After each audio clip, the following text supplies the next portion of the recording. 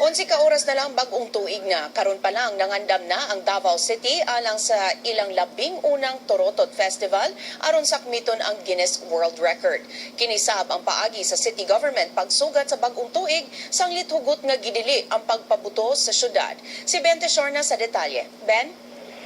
Medyo sugda na sa Davao City Government karong na ang pagtapok sa mga horn blowers kung mopatingog Torotot aron sugaton ng bagong tuig.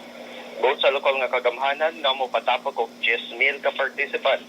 Pagkakaroon ang Japan ang mihupot sa most number of horn blowers in a single event nga gitambungan sa 6,900 ka participants.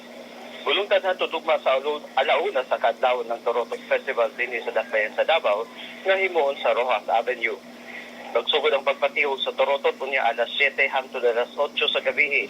Samtang gipahimangnoan sa mga otoridad ang mga participants nga dili magdala og backpack o bisan usang klase sa bag, lakip na mga canisters kon lata.